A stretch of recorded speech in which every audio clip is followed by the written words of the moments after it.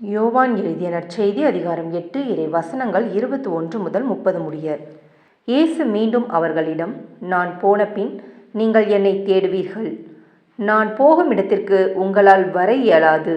நீங்கள் பாவிகளாகவே சாவீர்கள் என்றார். யூதர்கள், நான் போகும் இடத்திற்கு உங்களால் வர இயலாது என்று சொல்கிறாரே, ஒருவேளை தற்கொலை செய்து கொள்ளப் போகிறாரோ என்று பேசிக்கொண்டார்கள். இயேசு அவர்களிடம், நீங்கள் கீழிருந்து வந்தவர்கள், நான் மேலிருந்து வந்தவன். நீங்கள் இவ்வுலகை சார்ந்தவர்கள், ஆனால் நான் இவ்வுலகை சார்ந்தவன் அல்ல. ஆகவேதான் நீங்கள் பாவிகளாகவே சாவீர்கள் என்று உங்களிடம் சொன்னேன். இருக்கிறவர் நானே என்பதை நீங்கள் நம்பாவிடில் நீங்கள் பாவிகளாய் சாவீர்கள் என்றார். அவர்கள், நீர் யார் என்று அவரிடம் கேட்டார்கள். அவர், நான் யார் என்று தொடக்கத்திலிருந்தே சொல்லி வந்துள்ளேன். உங்களை பற்றி பேசுவதற்கும் தீர்ப்பிடுவதற்கும் பல உண்டு. ஆனால் என்னை அனுப்பியவர் உண்மையானவர். நானும் அவரிடமிருந்து கேட்டவற்றையே உலகுக்கு எடுத்துரைக்கிறேன் என்றார்.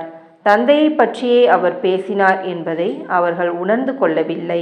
இயேசு அவர்களிடம், நீங்கள் மானிட மகனை உயர்த்திய பின்பு, இருக்கிறவர் நானே, நானாக எதையும் செய்வதில்லை, மாறாக தந்தை கற்று தந்ததையே நான் எடுத்துரைக்கிறேன் என்பதை அறிந்து கொள்வீர்கள். என்னை அனுப்பியவர் என்னோடு இருக்கிறார். அவர் என்னை தனியாக விட்டு விடுவதில்லை. நானும் அவருக்கு உகந்தவற்றையே எப்போதும் செய்கிறேன் என்றார். அவர் இவற்றை சொன்னபோது பலர் அவரிடம் நம்பிக்கை கொண்டனர். இது கிறிஸ்துவின் நற்செய்தி. கிறிஸ்துவே உமக்கு புகழ்.